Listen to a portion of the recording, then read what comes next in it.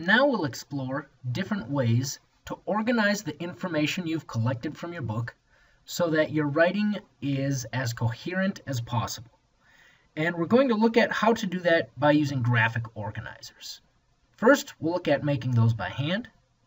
We'll look at two different ways you could do it with a laptop, either using Coggle.it or good old-fashioned Microsoft Paint. And then we'll also look at a way to do that on a mobile device using either Notability or Idea Sketch. Making a graphic organizer by hand is pretty simple. We've just got our good old-fashioned piece of paper here, and I'm going to start by putting the thesis in the middle, because that is the center of what we're doing. Now, as I've looked over all of my notes, I've realized that my thesis has had to grow from simply Bilbo, bravery, ? To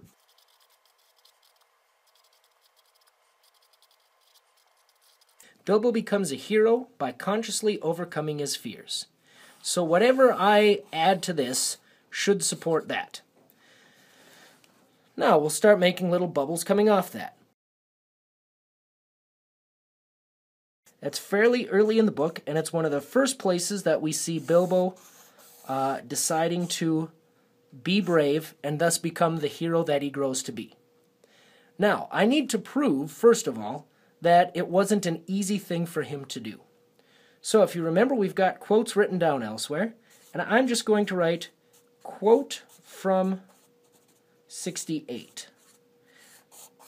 Now, if you want to make this an even better graphic organizer, you might include that quote. If I've got my example, I still need to explain he had to choose to move on.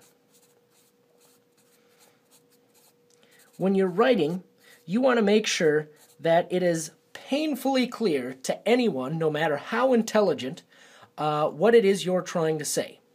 So, when a person sits down and is reading your paper, you're proving he's becoming a hero by consciously overcoming his fears. You mentioned that the first example is when he decided to go on in his tunnel.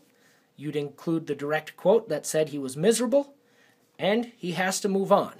Now, you've proven it's going to be a hard thing.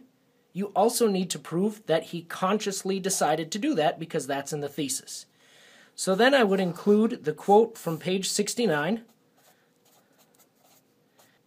in which he finally finds the elven sword that he's been carrying and realizes his only choice is to move on, so that's what he's going to do. And then again, you need an explanation. So after that quote, I would say, Bilbo decided to move on. Nearly any computer will have some sort of paint program that you can use, whether it's Microsoft Paint like I'm going to show you, or of course Mac has its own version, or there's the Google Paint as well. What's convenient here is if you've been keeping your notes electronically, like we showed you previously, it's very easy to start putting this together. And I'm going to click through fast here because I'll assume you know how to use Paint to draw boxes and put in text. So, I start with my thesis, Bilbo becomes a hero by consciously overcoming his fears. One of the quotes from the book that I liked but couldn't find a good place for in the body was where he hands over the Arkenstone. So I'm going to use that as an opener, and I'll put that on my chart as an opener, so that I remember to use that quote. Then, the first part in the story where I want to show he overcomes his fears consciously is where he's in the Goblin Tunnel, and I just copy and paste that quote in. I haven't decided exactly how I'll word my explanation for that section yet, but I'm going to put that box in there so as I write, I remember I'm not done when I plop that quote in. I need to explain how the quote supports the thesis. I also like the part where he's on the elf bridge and it says he just decides at the last moment not to abandon his friends. And again, we're going to have a box for our explanation because I can't forget that. And then the last is that excellent quote where he's in Smaug's tunnel and he overcomes his fear. It says so right in the text, and even though it says so right in the text, we'll include an explanation there as well. This is a handy tool because you can see it in a very organized way. You could copy and paste things directly in. The only problem here is now this is an image. You can't just take this information and paste it right into your paper. But luckily, if you have been doing this right, you've got it somewhere like in a OneNote or on a Word document where you could. Another example of a handy graphic organizing tool is Coggle.it. The only real drawback of Coggle is you need to have a Google account to use it. However, it's my understanding that 68% of you already have one, so it should be fairly easy to access. And if you want to create a Google account, now is a great time because it's handy for a lot of other things. Once in Coggle, it's fairly simple. Click Create, and it will start by giving you a space to type. If you've been following along, you should have somewhere now all of your ideas typed on either a document or a OneNote or somewhere like that. And I'm going to copy, and then I click where it says New Coggle. I could type here, or I can just paste, and when I hit enter, there's my thesis. If I want to clean that up a little bit, I could click again, and right here, hit enter, and it will space things out nicely for me. So I've got my thesis in the center. If you hover over the box that you've already created, you'll see a plus sign on each side. If you click that, it'll create another box. I know my first example is the Goblin Tunnels. To move things around, just click to grab onto it, and you can drag and move it wherever you'd like. If you're a person who likes to color code things, by clicking on the arrow, you can choose a different color. If I want to add main topics, I click here again, and it will allow me to. Again, I can move it around to organize things. And if I want to add something to this, I click the plus sign here. Here's where I could, again, cut and paste my notes. And if I wanted to pretty things up again, I can drag and move around. It's very similar to doing things in Paint. It's just a little bit more mobile, and you can change things more fluidly. Then if you'd like to, you can either share it with someone, or you could download it as either an image or as a PDF. Conveniently, if you back out to Coggle, your outline is saved, and you could create others if you wanted to.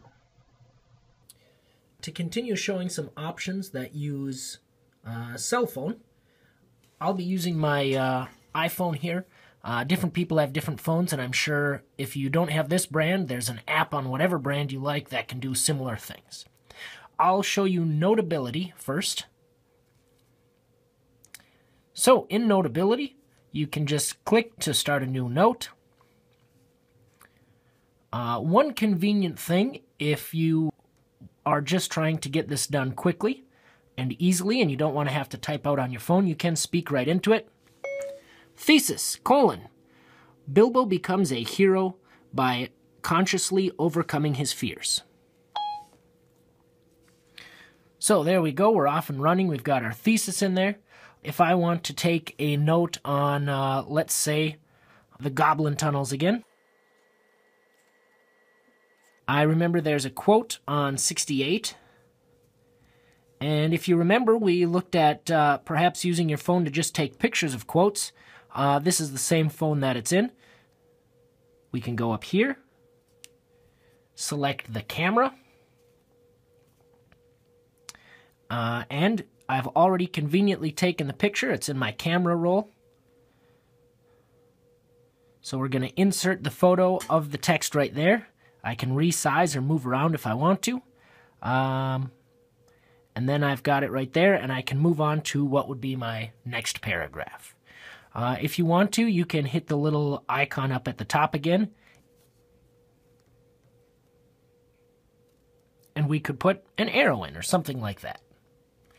The other app I will show you is Idea Sketch.